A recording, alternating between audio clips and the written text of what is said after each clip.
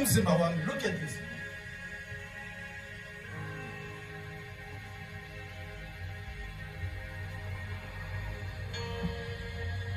Jesus,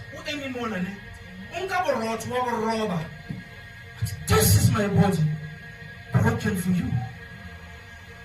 But if you are someone else on a linda, you'll be asking because now we are Puluma. Then he says, this is broken for you. Remember, the Bible says this was night before. When you read from the gospel, it's the night before he was betrayed. He broke his body and says, take this, it's broken on your behalf. So now the question comes with it, okay, so Tina,